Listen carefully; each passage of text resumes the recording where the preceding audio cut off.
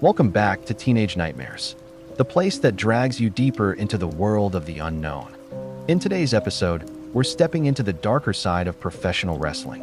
So sit back, grab your headphones, and enjoy another Teenage Nightmares original, The Darker Side of Wrestling.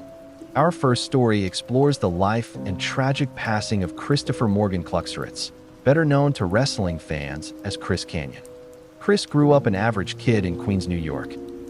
He played multiple sports throughout school, but deep down, his true passion was professional wrestling. After graduating college, he pursued that dream, training under Pete McKay Gonzalez, Ismael Jarena, and Bobby Bold Eagle at the Lower East Side Wrestling Gym in Manhattan. He began training in December of 1991, and just a few months later, on April 5, 1992, he wrestled his very first match, under the name Chris Morgan, at Island Trees Junior High School in Levittown, New York. Not long after, he adopted the name Chris Kanyon. At the time, he worked as a physical therapist by day and wrestled on weekends. But in 1995, he fully committed to wrestling. That same year, he made a few small appearances in the WWF as a jobber, before eventually signing with WCW. In his early WCW career, he was put in a short-lived tag team with Mark Starr called Men at Work, a gimmick of two construction workers turned pro wrestlers. But in 1996, things began to shift. Kanyon was repackaged with a new masked persona, Mortis.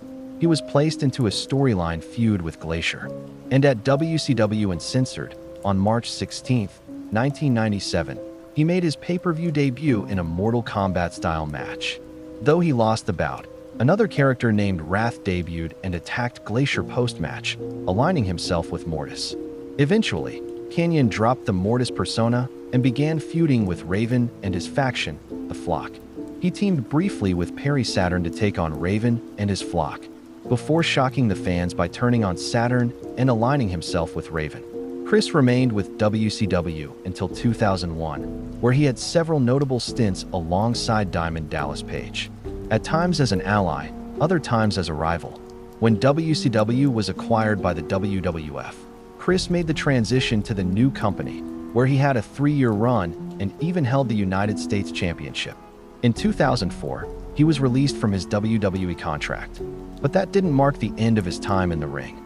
He would have stints with TNA and New York's Wrestling Connection until 2010, because unfortunately on April 2, 2010, Chris Kanyon would take his own life. After years of battling personal demons and depression,